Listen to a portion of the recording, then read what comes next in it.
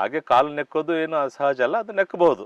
ಅದು ಸಾಕು ಕರಡಿ ತಂದಾಗ ಆಗುತ್ತೆ. ನಿಜವಾದ ಕಾಡಿನ ಕರಡಿ ಯಾವತ್ತು ಅದು ಹುಲಿ ದಪ್ಪ ಉಗುರಿದೆ, ಅದು ಚೂಪಾಗಿದೆ, ಹಿಂದೆ ಕೈ ಚರ್ಮ ಅಂಟ್ಕೊಂಡಿದೆ, ಎಲ್ಲ ನೋಡಿದೆ.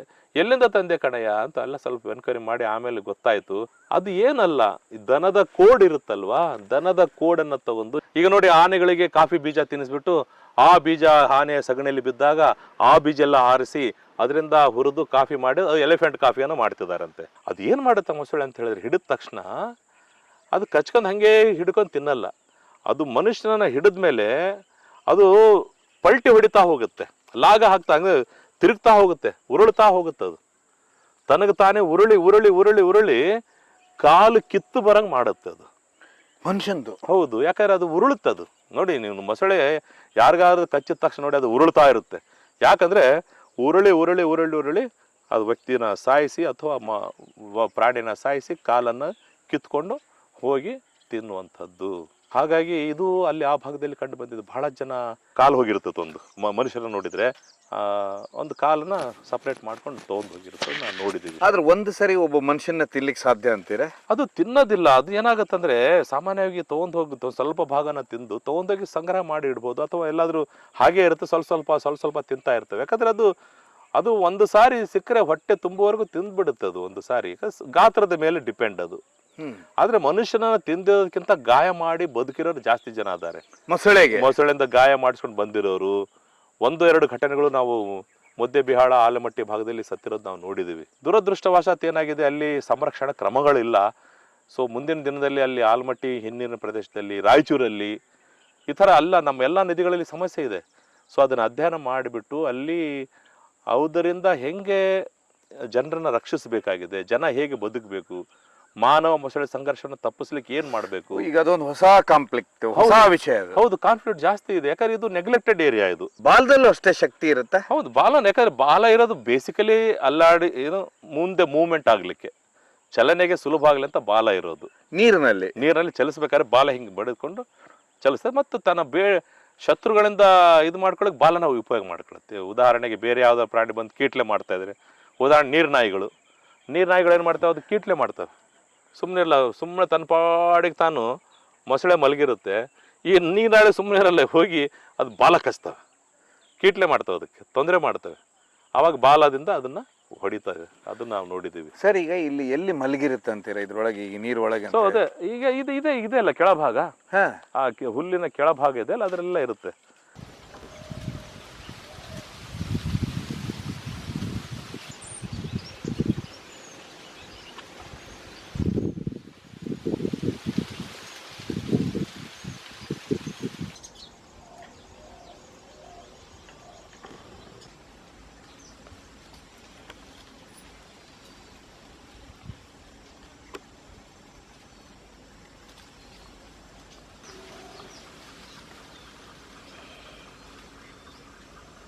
ಅಂದ್ರೆ ಅದಕ್ಕೆ ಶೀತ ಅಂತೀರಾ? ಶೀತ ಆಗೋದಿಲ್ವಾ?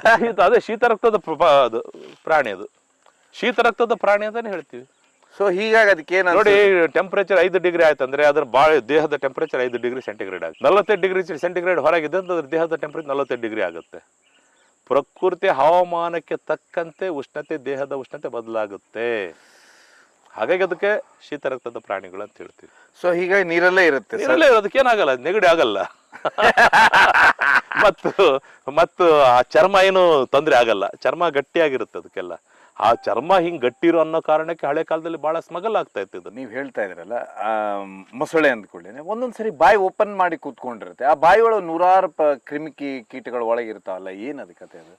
ಬಹಳ ನೋಡಿರ್ತೀವಿ ನಾವು. ಮೊಸಳೆ ಮಧ್ಯಾಹ್ನ ಬಿಸಿಲು ಕಾಯ್ಬೇಕಾದ್ರೆ ಬಾಯನ್ನ ದೊಡ್ಡದಾಗಿ ತೆಗೆದು ಮಲಗಿರುತ್ತೆ. ಅದು ಒಂದು ಕಾರಣ ಏನಂದ್ರೆ ದೇಹದ ಉಷ್ಣಾಂಶವನ್ನು ಹೊರಗೆ ಹಾಕ್ತಾ ಇರ್ತದೆ. ಯಾಕಂದ್ರೆ ಬೆವರು ಗ್ರಂಥಿಗಳಿಲ್ಲ ಅದಕ್ಕೆ. ಹಾಗಾಗಿ ದೇಹದ ಉಷ್ಣಾಂಶವನ್ನು ಹೊರಗೆ ಹಾಕ್ಲಿಕ್ಕೆ ಬಾಯನ್ನ ತೆಗೆದಿರುತ್ತೆ ಒಂದು. ಎರಡನೇದು, ನೈಲ್ ನದಿಯಲ್ಲಿ ನೋಡ್ತಿರ್ತೀವಿ ನಾವು, ಬಾಯನ್ನು ಹೆಂಗೆ ತೆಗೆದಾಗ ಕೆಲವು ಪಕ್ಷಿಗಳು ಬಂದು ಅದನ್ನೆಲ್ಲ ಸ್ವಚ್ಛ ಮಾಡ್ತವೆ, ಎಲ್ಲ ಮಾಂಸವನ್ನು ತೆಗೆದು ತಿಂತಿರ್ತವೆ. ಆದರೆ ಇಲ್ಲಿ ಇರ್ಬೋದೇನೋ, ನಾವು ಕೆಲವು ಹಕ್ಕಿಗಳು ನೋಡ್ತೀವಿ, ಗ್ರೇಟರ್ ಸ್ಟೋನ್ ಕರ್ಲಿಯೋ ಅಂತ ಒಂದು ಬರುತ್ತೆ, ಅದ್ರ ಪಕ್ಕದಲ್ಲಿ ಇರುತ್ತೆ. ಆದರೆ ಅದು ಕಿತ್ತು ತಿನ್ನೋದು ನಾವು ನೋಡಿಲ್ಲ. ಬಾಯಲ್ಲಿರುವಂಥ ಹಲ್ಲುಗಳನ್ನು ಸ್ವಚ್ಛ ಮಾಡ್ತಾವಂತಲ್ಲ, ಅದನ್ನು ನಾವು ನೋಡ್ಲಿಕ್ಕಾಗಿಲ್ಲ. ಇಲ್ಲಿ ಇರ್ಬೋದೇನೋ ಅದು ಬೇಸಿಕಲಿ ದೇಹದ ಉಷ್ಣಾಂಶನ ಹೊರ ಹಾಕ್ಲಿಕ್ಕೆ ಬಾಯನ್ನು ತೆಗೆದು ಅದು ಮಧ್ಯಾಹ್ನ ಹೊತ್ತು ಮಲಗೋದು. ಈಗ ಮೊಸಳೆ ಅಂತ ಬಂದ ಕೂಡಲೇ ವಿಶೇಷವಾಗಿ ನಾವು ಥೈಲ್ಯಾಂಡಲ್ಲೆಲ್ಲ ಇದ್ರದ್ದು ಕಬಾಬು ಇನ್ನೊಂದು ಮಾರ್ತಾರೆ. ಕೆಲವೊಂದು ನಾವು ಈ ದಕ್ಷಿಣ ಕೊರಿಯಾ ಈ ಸೈಡ್ ಎಲ್ಲ ದೇಶಗಳು ನೋಡಿದಾಗ ಆ ಬೆಲ್ಟ್ಗಳಿರ್ತವೆ ಕ್ರೊಕೊಡೈಲ್ದು, ಅಂದ್ರೆ ಅದ್ರ ಚರ್ಮ ವಿಪರೀತವಾಗಿ ಇಲ್ಲಿಂದ ಸ್ಮಗಲ್ ಆಗತ್ತ. ಹಳೆ ಕಾಲದಲ್ಲಿ, ಈಗ ಎಲ್ಲೂ ಇಲ್ಲ ಈ ತರ ಸ್ಮಗ್ಲಿಂಗು. ಮೊದಲು ಹಳೆ ಕಾಲದಲ್ಲಿ ಏನ್ ಮಾಡ್ತಿದ್ರು ಅಂದ್ರೆ ಮೊಸಳೆ ಕೊಂದು ಚರ್ಮನ ಸುಲಿದು ಅದರಿಂದ ಬೂಟ್ ಮಾಡ್ತಾ ಇದ್ರು. ಬೂಟ್ಗಳಿಗೆ ಮೇಲಿನ ಲೆದರ್, ಬೆಲ್ಟ್ಗಳು, ವ್ಯಾಲೆಟ್ಗಳು, ಪರ್ಸ್ಗಳು, ವ್ಯಾನಿಟಿ ಬ್ಯಾಗ್ಗಳು, ಇದನ್ನ ಮಾಡ್ತಾ ಇದ್ರು ಹಳೆ ಕಾಲದಲ್ಲಿ. ಅದು ಇಂಟರ್ನ್ಯಾಷನಲ್ ಮಾರ್ಕೆಟ್ ಡಿಮ್ಯಾಂಡ್ ಇತ್ತಂತೆ, ಭಾಳ ಹೇಳ್ತಾರೆ. ಆದರೆ ನಮ್ಮ ಅನುಭವದಲ್ಲಿ ಆ ಥರ ವಸ್ತುಗಳು ನಾವೆಲ್ಲೂ ನೋಡಿಲ್ಲ. ಕೇಳಿದ್ವಿ ಈ ಥರ ಆಗುತ್ತೆ, ಸ್ಮಗಲ್ ಆಗುತ್ತೆ ಅಂತೇಳಿ. ಆದರೆ ಒಂದು 20 ವರ್ಷಗಳಿಂದ ಈ ಭಾಗದಲ್ಲಿ 20-25 ವರ್ಷ ತನಕ ಓಡಾಡ್ತಾ ಇದ್ದೀವಿ. ಚರ್ಮಕ್ಕಾಗಿನೇ ಮೊಸಳೆನ ಕೊಂದಿರೋದು ಎಲ್ಲೂ ನಮ್ಗೆ ಕಂಡು ಬಂದಿಲ್ಲ. ಆದರೆ ಈ ಮೊಸಳೆಯನ್ನ ನಮ್ಮ ಭಾರತೀಯ ವನ್ಯಜೀವಿ ಸಂರಕ್ಷಣಾ ಕಾಯ್ದೆ ಪ್ರಕಾರ ಇದನ್ನ ಪ್ರವರ್ಗ 1ಕ್ಕೆ ಸೇರಿಸಿದ್ದಾರೆ, ಶೆಡ್ಯೂಲ್ 1 ಸ್ಪೀಶೀಸ್. ಮತ್ತೆ ಹುಲಿ, ಹೌದು, ಹುಲಿಯನ್ನ ಕೊಂದ ಎಷ್ಟು ಶಿಕ್ಷೆ ಇದೆಯೋ ಮೊಸಳೆ ಕೊಂದ್ರು ಅಷ್ಟೇ ಶಿಕ್ಷೆ ಇದೆ. ಅದೇ ರೀತಿ ಇದನ್ನ ರೆಡ್ ಡಾಟಾ ಬುಕ್ ಅಂತ ಹೇಳ್ತೀವಿ, IUCN, international union of conservation of nature ಅಲ್ಲಿ ಇದನ್ನ ವಲ್ನರಬಲ್ ಸ್ಪೀಶೀಸ್ಗೆ ಹಾಕಿದ್ದೀವಿ. ಅಂದ್ರೆ ಇದು ಸಹ ಅಪಾಯಕ್ಕೆ ಅಂಚಿಗೆ ಹತ್ರ ಬರ್ತಾ ಇದೆ ಅನ್ನುವಂಥದಕ್ಕೆ ನಾವು ಕ್ರೊಕೊಡೈಲ್. ಯಾಕಂದ್ರೆ ನಮ್ಮ ದೇಶದಲ್ಲಿ ಇವತ್ತು ಸ್ಮಗ್ಲಿಂಗು ಅಂತ ಕಳ್ಳ ಬೇಟೆ ಕಾನೂನು ಪ್ರಕಾರ ತಡೆಯಲ್ಪಟ್ಟಿದೆ. ಆದ್ರೆ ಎಲ್ಲಿ ಬೇಟೆ ಆಗ್ತಿದೆ ಗೊತ್ತಿಲ್ಲ. ಅರಣ್ಯ ಇಲಾಖೆಯವರು ಅದನ್ನು ಹುಡುಕ್ತಾ ಇದ್ದಾರೆ, ಪತ್ತೆ ಮಾಡ್ತಿದ್ದಾರೆ. ಕಳ್ಳ ಬೇಟೆ ಏನಾರಾದ್ರೆ ಅದು ಹಿಡಿತಾ ಇದ್ದಾರೆ. ಆದ್ರೆ ನಮ್ಮ ಈ ಭಾಗದಲ್ಲಿ ಕಳ್ಳ ಬೇಟೆಯ ಒಂದು ಪ್ರಕರಣಗಳು ನಮಗೆ ಕಂಡು ಬಂದಿಲ್ಲ, ಮೊಸಳೆಗಳನ್ನು ಬೇಟೆ ಆಡಿರೋದು. ಆದ್ರೆ ಡಿಮ್ಯಾಂಡ್ ಇದೆ ಅಂತಾರಾಷ್ಟ್ರೀಯ ಮಟ್ಟದಲ್ಲಿ. ಬೇರೆ ದೇಶದಲ್ಲಿ ಗೊತ್ತಿರಲಿ ನಿಮ್ಮ ಮಾಹಿತಿಗಾಗಿ, ಚರ್ಮಕ್ಕಾಗಿ ಮತ್ತು ಮಾಂಸಕ್ಕಾಗಿಯೇ ಇವನ್ನ ಸಾಕುವ ಕೇಂದ್ರಗಳಿದಾವೆ, ಮೊಸಳೆ ಸಾಕಾಣಿಕೆ ಕೇಂದ್ರಗಳಿದಾವೆ ಬೇರೆ ದೇಶ. ನಮ್ಮ ದೇಶದಲ್ಲಿ ಆ ತರ ಅವಕಾಶ ಇಲ್ಲ. ಇವುಗಳೇ ಯಾಕೆ ಕಾನೂನು ಪ್ರಕಾರ ಭಾರತೀಯ ವನ್ಯಜೀವಿ ಕಾಯ್ದೆ 1972 ಪ್ರಕಾರ ಇದು ಸಂರಕ್ಷಿಸಲ್ಪಟ್ಟ ಪ್ರಾಣಿ. ಇದು ಸಾಕ್ಲಿಕ್ಕೆ ಪರ್ಮಿಷನ್ ಇದೆ ಬೇರೆ ದೇಶಗಳಲ್ಲಿ. ಈ ದೇಶದಲ್ಲಿ ಇಲ್ಲ, ಬೇರೆ ದೇಶದಾಗೆಲ್ಲ ಇದೆ. ಸಾಕ್ಬಹುದು, ಅದ್ರ ತಳಿ ಬೆಳೆಸಬಹುದು, ಮಾಂಸಕ್ಕಾಗಿ ಮಾರಾಟ ಮಾಡ್ತಾ ಇದಾರೆ, ಅದನ್ನ ಸಾಕ್ತಿದ್ದಾರೆ, ಎಲ್ಲ ಇದೆ ಬೇರೆ ದೇಶದಲ್ಲಿ. ಅದು ಇದೆ. ಅದು ನಮ್ಮ ದೇಶದಲ್ಲಿ ಪರವಾನಗಿ ಇಲ್ಲ, ಅವಕಾಶ ಇಲ್ಲ. ಅಕಸ್ಮಾತ್ ಇಲ್ಲಿ ಏನಾದ್ರು ಸಿಕ್ಕರೆ, ಏನಾದ್ರು ಅಕಸ್ಮಾತ್ ಈ ತರ ಮೊಸಳೆ ಸತ್ತು ಹೋದ್ರೆ, ನ್ಯಾಚುರಲ್ ಆಗಿ ಸತ್ತರೆ, ಅರಣ್ಯ ಇಲಾಖೆ ಬಂದು ಅದನ್ನ ಪೋಸ್ಟ್ ಮಾರ್ಟಮ್ ಮಾಡಿ ಸುಟ್ಟು ಹಾಕ್ತಾರೆ. ಪೂರ್ತಿ ಎಲ್ಲರ ಮುಂದೆ ಸುಟ್ಟು ಹಾಕ್ಬೇಕಂತದ್ದು. ಯಾಕಂದ್ರೆ ಯಾವುದೇ ಚರ್ಮವನ್ನ ಬಳಕೆ ಮಾಡುವ ಹಾಗಿಲ್ಲ, ಯಾವುದೇ ವನ್ಯಜೀವಿ ಪ್ರಾಣಿಗಳ ದೇಹದ ವಸ್ತುಗಳನ್ನ ನಾವು ಬಳಸುವ ಹಾಗಿಲ್ಲ, ಮಾರ್ಕೆಟ್ ಮಾಡಂಗಿಲ್ಲ. ಹುಲಿಯ ಉಗುರಿದೆ ಅಂದ್ರೆ ಅದು ಕೊರಳಿಗೆ ಹಾಕಿ ಅಂದ್ರೆ ಏನೋ ಹುಲಿಯ ಶಕ್ತಿ ಬರುತ್ತೆ ಅಂತೇಳಿ ಇದನ್ನ ದುರ್ಬಳಕೆ ಮಾಡಿ ಒಂದು ಸಾರಿ ಹಂಪಿಯಲ್ಲಿ ಮಾರ್ತಾ ಇದ್ರು. ಏನಪ್ಪ ಹುಲಿ ಉಗುರು ಸಾರ್ ಅಂದ. ಎಷ್ಟಪ್ಪ? 100 ರೂಪಾಯಿ ಅಂದ. ಅಲ್ಲಯ್ಯ, ಅಂತ ಹುಲಿ ಉಗುರು 100 ರೂಪಾಯಿ ಮಾರ್ತಾರ ಅಂತ ನೋಡ್ದೆ, ಗೊತ್ತಾಯ್ತು ಇಷ್ಟು ಚೆನ್ನಾಗಿದೆ. ಅಂದ್ರೆ ಅದು ಏನಲ್ಲ, ದನದ ಕೋಡ್ ಇರುತ್ತಲ್ವಾ, ದನದ ಕೋಡನ್ನ ತಗೊಂಡು ಅಲ್ಲಿ ಇಷ್ಟು ಮಾರ್ತಾ ಇದ್ದ ಒಬ್ಬನ ಯಾರು, ಒಂದು 20-30 ಹುಲಿ ಉಗುರುಗಳು. ಅವ ಹುಲಿ ಉಗುರು ಸಾರ್ ಅಂದ. ಪಕ್ಕ ಒರಿಜಿನಲ್ ಸಾರ್, ನೋಡಿ ಅದು ಚರ್ಮ ಇದೆ ಅಂತ ತೋರಿಸ್ದ. ನೋಡಿದೆ ಅದು ಹುಲಿ ದಪ್ಪ ಉಗುರಿದೆ, ಅದು ಚೂಪಾಗಿದೆ, ಹಿಂದೆ ಕೈ ಚರ್ಮ ಅಂಟ್ಕೊಂಡಿದೆ, ಎಲ್ಲ ನೋಡಿದೆ. ಎಲ್ಲಿಂದ ತಂದೆ ಕಣಯ್ಯ ಅಂತ ಎಲ್ಲ ಸ್ವಲ್ಪ ಎನ್ಕ್ವೈರಿ ಮಾಡಿ ಆಮೇಲೆ ಗೊತ್ತಾಯ್ತು ಅದು ಹುಲಿ ಉಗುರಲ್ಲ, ದನದ ಕೋಡು. ದನದ ಕೋಡ್ ಇರುತ್ತಲ್ವಾ, ಅದನ್ನ ತಗೊಂಡು ಪಾಲಿಶ್ ಮಾಡಿ ಆಕಾರಕ್ಕೆ ತಂದು ಫೆವಿಕ್ವಿಕ್ಕಿನಿಂದ ಏನ್ ಮಾಡಿದ್ದಾನೆ, ಆಡಿನ ಚರ್ಮನ ಹಚ್ಚಿದ್ದಾನೆ. ಅದಕ್ಕೆ ಮೇಕೆ ಚರ್ಮ ಇರುತ್ತೆ ನೋಡಿ, ತೆಳ್ಳಗೆ ಸಣ್ಣದಾಗಿ ಉಗುರಿಗೆ ಚರ್ಮನ ಫಿಕ್ಸ್ ಮಾಡಿ ಮಾಡ್ಬಿಟ್ಟ. ನೋಡಿದ್ರೆ ಹುಲಿ ಉಗುರು ಕಣ್ಣ ಕಾಣುತ್ತೆ. ಇದನ್ನ ಫೇಕ್ ಈ ತರ ಮಾಡೋದು ಬಹಳ ಜನರಲ್ಲಿ. ಯಾಕಂದ್ರೆ ಜನರಿಗೆ ಒಂದು ನಂಬಿಕೆ ಇದೆ, ಪ್ರಾಣಿಗಳ ವಸ್ತುಗಳು ಮನೆಯಲ್ಲಿದ್ರೆ ನಮಗೆ ಇದೇ ಕಾರಣಕ್ಕಲ್ವಾ ನಮ್ಮ ದೇಶದ ಹುಲಿ ನಾಶ ಆಗ್ತಿರೋದು. ನಮ್ಮ ದೇಶದಲ್ಲಿ ಹುಲಿ ಯಾಕೆ ನಾಶ ಆಗ್ತಿದೆ ಗೊತ್ತಾ? ಮೊದಲು ಚೀನಾ ದೇಶದಲ್ಲಿ ಒಂದು ನಂಬಿಕೆ ಇದೆ, ನಾವು ಮನೆಗೆ ಹೇಗೆ ನಿಂಬೆ ಹಣ್ಣು, ಮೆಣಸಿನಕಾಯಿ, ಉಳ್ಳಾಗಡ್ಡಿ ಅದೆಲ್ಲ ಸೇರಿಸಿ ಮನೆ ಮುಂದೆ ದೃಷ್ಟಿ ಆಗ್ಬಾರ್ದು ಕಟ್ತೀವಲ್ವಾ, ಚೈನಾ ದೇಶದಲ್ಲಿ ಏನಿದೆ ಟ್ರೆಡಿಷನ್ ಅಂದ್ರೆ ಮನೆಯ ಬಾಗಿಲಿಗೆ ಒಂದು ಸಣ್ಣ ಹುಲಿಯ ಇಷ್ಟೇಷ್ಟು ಮೂಳೆ ಆದ್ರೂ ಕಟ್ಟಬೇಕು. ಅದು ಕಟ್ಟಿದ್ರೆ ಭೂತ ಪ್ರೇತಗಳ ದೃಷ್ಟಿ ಮನೆ ಒಳಗೆ ಬೀಳಲ್ಲ. ಮಕ್ಕಳೇನಾದ್ರೂ ರಚ್ಚೆ ಹಿಡಿದು ಅಳ್ತಾ ಇದಾವಂದ್ರೆ ಆ ಹುಲಿಯ ಮೂಳೆ ತಗೊಂಡ್ಬಿಟ್ಟು ಸ್ವಲ್ಪ ತೇದಿ ಅವ್ರಿಗೆ ತಿನ್ನಿಸ್ಬಿಟ್ರೆ ಅವು ಭೂತ ಪ್ರೇತಗಳದ್ದು ಅವ್ರ ಮಕ್ಕಳಿಗೆ ಭಯ ಹೋಗುತ್ತೆ. ಈ ನಂಬಿಕೆ ಇರೋದ್ರಿಂದ ನಮ್ಮ ದೇಶದಿಂದ ಹುಲಿಗಳನ್ನ ಸ್ಮಗಲ್ ಮಾಡಿ ತಗೊಂಡು ಹೋಗ್ತಾರೆ. ಚೈನಾ ಹೋಗ್ತಾ ಇತ್ತು, ಆದ್ರೆ ಈಗ ಬಹಳಷ್ಟು ಕಟ್ಟುನಿಟ್ಟಿನ ಕ್ರಮ ತೆಗೆದುಕೊಂಡಿರೋದ್ರಿಂದ ನಮ್ಮ ದೇಶದಲ್ಲಿ ಸಂಪೂರ್ಣವಾಗಿ ಆ ಥರ ಅಕ್ರಮ ನಿಂತಿದೆ. ಆದ್ರೆ ಸಂಪೂರ್ಣ ನಿಂತು ಹೋಗಿದೆ ಅಂತ ಹೇಳಕ್ ಆಗಲ್ಲ, ಎಲ್ಲಿ ನಡೀತಾ ಇದೆ ಗೊತ್ತಿಲ್ಲ.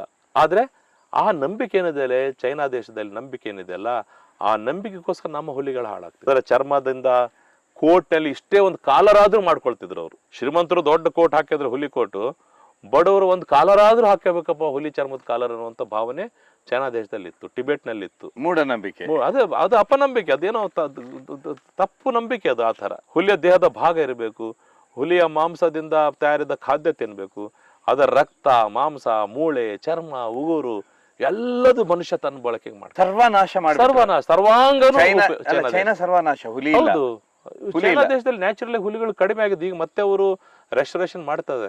ಆದ್ರೆ ಗೊತ್ತಿರಲಿ, ಚೈನಾದಲ್ಲಿ ಪ್ರೈವೇಟ್ ಹುಲಿ ಫಾರ್ಮ್ಗಳಿದಾವೆ, ಹುಲಿಗಳನ್ನ ಸಾಕಿರುವಂತವು. ತುಂಬಾ ಖುಷಿ ಪಟ್ಕೊಂಡ್ರು ನೋಡಿದಂಥವ್ರು ಕರಡಿ ವಿಷಯದಲ್ಲಿ ವಿಶೇಷವಾಗಿ. ಅದರಲ್ಲಿ ಸುಮಾರು ಪ್ರಶ್ನೆಗಳಿದ್ದು, ಕರಡಿ ಅಂತ ಬಂದ ಕೂಡಲೇ ಒಂದು ಕರಡಿ ಕಾಲನ್ನ ನೆಕ್ಕಿದ ನಂತರ ಅವರನ್ನ ಬಂಧಿಸುತ್ತೆ ಅನ್ನುವಂಥದ್ದು, ಮತ್ತೆ ಕರಡಿ ಕೂದಲನ್ನ ಕಟ್ತಾ ಇದ್ರು. ಅಂದ್ರೆ ಈ ಮೂಢನಂಬಿಕೆಯೊಟ್ಟಿಗೆ ಕರಡಿ ತುಂಬಾ ಮಿಶ್ರಣವಾಗಿತ್ತು. ಇದೊಂಚೂರು ಹೇಳ್ಬೋದಾ ಸರ್ ಏನಂತ ಹೇಳಿ? ಅಲ್ಲಿ ಜನರ ಪ್ರಶ್ನೆ ಇದ್ವು ಅದಕ್ಕೆ. ಬಹಳ ಈ ತರದ ತಪ್ಪು ಕಲ್ಪನೆಗಳು ಜನರಲ್ಲಿದೆ. ಕರಡಿ ಕಾಲು ನೆಕ್ಕುತ್ತೆ ಇದೆಲ್ಲ. ಇದು ಏನಾಗಿದೆ, ಕರಡಿ ಯಾವಾಗಲೂ ಅದರ ಗುಣ ಹೀಗೆ ಇರುತ್ತೆ. ಏನು ನೆಲದಲ್ಲಿ ಅವು ಕರಳಿಗೂ ತಲೆ ತಗ್ಸ್ಕೊಂಡು ಹೋಗ್ತಿರುತ್ತೆ, ಯಾಕಂದ್ರೆ ಇರುವೆ ಗೆದ್ದಲು ಹುಳನ ತಿನ್ಲಿಕ್ಕಂತ ಹೋಗ್ತಿರ್ತಾರೆ. ಹಾಗೆ ಕಾಲು ನೆಕ್ಕೋದು ಏನು ಅಸಹಜ ಅಲ್ಲ, ಅದು ನೆಕ್ಕಬಹುದು. ಅದು ಸಾಕು ಕರಡಿ ತಂದಾಗ ಆಗುತ್ತೆ. ನಿಜವಾದ ಕಾಡಿನ ಕರಡಿ ಯಾವತ್ತೂ ಕಾಲು ನೆಕ್ಕಕ್ ಆಗಲ್ಲ, ಅದು ಅಪಾಯಕಾರಿನೇ. ಮನುಷ್ಯರ ಕಂಡ್ರೆ ಅದು ಒಂದು ದಾಳಿ ಮಾಡಬಹುದು. ಅದು ಸಾಕಿದ ಕರಡಿ ತಂದಾಗ ಕಾಲು ನೆಕ್ಕಿರಬಹುದು, ಆದರೆ ಅದಕ್ಕೂ ಅವರು ನಡೆಯೋದಿಲ್ಲ, ಅವರು ಸ್ಥಗಿತವಾಗಿ ಒಂದೇ ಸ್ಥಳದಲ್ಲಿ ನಿಲ್ತಾರೆ ಅನ್ನೋದೆಲ್ಲ ಅದು ನಮ್ಮ ತಪ್ಪು ಕಲ್ಪನೆಗಳಷ್ಟೇ. ಅಂದ್ರೆ ಗಮ್ ಅಂಟ್ಕೊಂಡಾಗ ಅಂಟ್ಕೊಳ್ಳುತ್ತೆ, ಇಲ್ಲ, ಆ ಥರ ಇರೋದಿಲ್ಲ, ಆ ಥರ ಭಾವನೆ ಇಲ್ಲ, ಅದು ಸುಳ್ಳು. ಆ ಥರದ ನಂಬಿಕೆಗಳು ನಾವು ತಪ್ಪಾಗಿ ಇದನ್ನು ಅರ್ಥೈಸ್ಕೊಂಡಿದ್ದೇವೆ ಹೊರತು ಅದು ನಿಜ ಅಲ್ಲ. ಎರಡನೇದಾಗಿ ಹಳೆ ಕಾಲದಲ್ಲಿ ಅಷ್ಟೇ ಕರಡಿ ಕೂದಲನ್ನ ಮನೆಯ ಬಾಗಿಲಿಗೆ ಕಟ್ಟಿದ್ರೆ ಭೂತ ಪ್ರೇತಗಳ ಕಾಟ ಇರೋದಿಲ್ಲ ಅಂತ, ಅದು ಸಹ ಒಂದು ತಪ್ಪು ಕಲ್ಪನೆನೇ. ಯಾಕಂದರೆ ಭೂತ ಪ್ರೇತ ಅನ್ನೋದೇ ಮೊದಲನೇ ಪ್ರಶ್ನೆ, ಅದು ಇದಾವೋ ಇಲ್ಲ ಅನ್ನೋಂಥದ್ದು. ಅದರಲ್ಲಿ ಏನೋ, ಏಕೆಂದರೆ ನಂಬಿಕೆ ಅತಿ ದೊಡ್ಡದಲ್ವಾ ಮನುಷ್ಯ. ಹಾಗೆ ಜನ ಮಾರಾಟ ಮಾಡಲಿಕ್ಕೆ ಏನೇನೋ ಕತೆ ಹೇಳ್ತಾರೆ, ಹಾಗೆ ಜನ ಅದಕ್ಕೆ ಬಲಿಪಶು ಆಗಿದ್ದಾರೆ ಹೊರತು ಅದರಲ್ಲಿ ಯಾವುದೂ ಹುರುಳಿಲ್ಲ. ಕರಡಿನ ಭೂತ ಇದೆಲ್ಲ ಸುಳ್ಳು ಅಂತೀರಾ? ಹೌದು, ಅದು ಒಂದು ಏನಾಗಿದೆ ಜನರಲ್ಲಿ. ಈಗ ನಾವೆಲ್ಲ ಹಳೆಯ ಕಾಲದ ದೇವರು ದೆವ್ವಗಳ ಕಲ್ಪನೆ ಹೇಗೆ ಬಂತು, ಯಾವುದು ಭಯಾನಕವಾಗಿದೆ ಭೀಕರವಾಗಿದೆಯೋ ಅದನ್ನು ಸಂತೃಪ್ತಿ ಪಡಿಸ್ಬೇಕು ಅನ್ನೋದು ಮನುಷ್ಯನ ಸಂತೃಪ್ತಿ ಪಡಿಸಿದ್ರೆ ನಾವು ಚೆನ್ನಾಗಿರ್ತೀವಿ. ಈ ಥರದ ಭೂತದ ಕಲ್ಪನೆಗಳು ಬಂದಿರೋದು. ಕರಡಿನೂ ಕಪ್ಪಗಿರುತ್ತೆ, ಎತ್ತರ ನಿಂತರೆ ಎತ್ತರದಾಗ ಕಾಣುತ್ತೆ, ಅದು ಕತ್ಲಲ್ಲಿ ಕಾಣೋದಿಲ್ಲ. ಈ ಥರ ಭೂತಗಳ ಕಲ್ಪನೆ ದೆವ್ವಗಳ ಕಲ್ಪನೆ ಬಂದಿರಬಹುದೇ ಹೊರತು ಇದು ಯಾವುದೂ ಸತ್ಯ ಅಲ್ಲ. ಕರಡಿ ಮರ ಏರಿ ಕೂತ್ಕೊಳ್ಳುತ್ತೆ? ಕರಡಿ ಮರ ಏರಬಲ್ದು. ಯಾಕೆ ಮರ ಏರುತ್ತಂದ್ರೆ ಅಲ್ಲಿ ಜೇನು ಇರೋದು ಗೊತ್ತಾದರೆ ಅದು ಮರ ಏರ್ಕೊಂಡು ಕುಂತ್ಕೊಳ್ಳುತ್ತೆ. ಜೇನನ್ನು ಹಿಡಿಲಿಕ್ಕೆ ಹೋಗುತ್ತೆ. ಕೆಲವು ಸಾರಿ ತೆಂಗಿನ ಮರವನ್ನು ಏರಿಬಿಟ್ಟು ಅಲ್ಲಿ ನೀರ ಕುಡಿಲಿಕ್ಕಂತನೂ ಹೋಗುತ್ತೆ, ಹೆಂಡ ಕುಡಿಲಿಕ್ಕೆ ಹೋಗುತ್ತೆ. ನೀರ ಏನಾದ್ರು ಹುಳಿ ಆಗ್ಬಿಟ್ಟು ಹೆಂಡ ಆಗ್ಬಿಡುತ್ತೆ. ಹಾಗಾಗಿ ಮರ ಏರುತ್ತೆ. ಮರ ಏರೋದು ಸಹಜ ಕರಡಿಗಳು, ಅದರಲ್ಲಿ ಏನು ವಿಶೇಷ ಇಲ್ಲ. ಅವು ಸಹ ಅದರ ಯಾಕೆ ಮರ ಸುಲಭ ಅಂತ ಹೇಳಿದ್ರೆ ಅದರ ಉಗುರುಗಳು ಏನಿರ್ತವೆ, ಮುಂದಿನ ಉಗುರುಗಳು ಬಹಳ ಬಲವಾಗಿರ್ತವೆ. ಆ ಉಗುರುಗಳ ಸಹಾಯದಿಂದ ಹಿಡ್ಕೊಂಡು ಮರವನ್ನು ಸುಲಭವಾಗಿ ಏರ್ತವೆ. ಅವು ಅದಕ್ಕೆ ಮತ್ತು ಮಾಂಸಖಂಡಗಳು ಬಹಳ ಶಕ್ತಿಶಾಲಿ ಆಗಿರ್ತವೆ. ಹಾಗಾಗಿ ಅವು ಮರವನ್ನು ಸರಾಗವಾಗಿ ಏರಬಲ್ಲವು. ಬಟ್ ನಾನು ಒಂದು ಪ್ರಶ್ನೆ ನನ್ನ ಹತ್ರ ಕೇಳಿದ್ರೆ, ಮಾಂಸಾಹಾರಿಯೋ ಸಸ್ಯಾಹಾರಿಯೋ ಅಂದ್ರೆ? ವೈಜ್ಞಾನಿಕವಾಗಿ ಕರಡಿಗಳನ್ನ ವರ್ಗೀಕರಣ ಮಾಡಬೇಕಾದ್ರೆ ಇದನ್ನ ನಾವು ಕಾರ್ನಿವೋರಾ ಅಂತ ಹೇಳ್ತೀವಿ. ಕಾರ್ನಿವೋರಾ ಅಂದ್ರೆ ಮಾಂಸಾಹಾರಿಗಳ ಗುಂಪಿನಲ್ಲಿ ಸೇರಿಸಿದ್ದೀವಿ. ಈ ಮಾಂಸಾಹಾರಿಗಳ ಲಕ್ಷಣ ಏನಂತ ಹೇಳಿದ್ರೆ, ಕೋರೆ ಹಲ್ಲುಗಳು, ನಮ್ಗೆ ಹೇಗೆ ಹಲ್ಲಿರುತ್ತೋ ಈ ಥರ ಕೋರೆ ಹಲ್ಲುಗಳು, ಈ ಹಲ್ಲುಗಳು ಮಾಂಸವನ್ನು ಸಿಗಿದು ತಿನ್ನಲಿಕ್ಕೆ ಇರುವಂಥದ್ದು. ಇದಕ್ಕೆ ಕೆನೈನ್ ಅಂತಾನೆ ಹೇಳ್ತಾರೆ. ಈ ನಾಯಿಗಳಲ್ಲಿ ಉದ್ದ ಇರುತ್ತೆ, ಅದು ಕೆನೈನ್ ಅಂತ. ಹಲ್ಲಿನ ಹೆಸರೇ ಕೆನೈನ್. ಈ ಥರ ಕೆನೈನ್ಸ್ ಕರಡಿಯಲ್ಲೂ ಇದೆ. ಆದರೆ ನಮ್ಮ ಭಾರತೀಯ ಕರಡಿ ಮಾತ್ರ ಇದು ಕಾರ್ನಿವೋರ್ ಆಗಿ ಸೇರಿಸಿದ್ರು, ಮಾಂಸಾಹಾರಿಗಳ ವರ್ಗದಲ್ಲಿ ಸೇರಿಸಿದ್ರೂ ಸಹ ಇದು ಪ್ರಾಣಿಗಳನ್ನು ಬೇಟೆ ಆಡುವುದಿಲ್ಲ, ಮಾಂಸವನ್ನು ತಿನ್ನುವುದಿಲ್ಲ.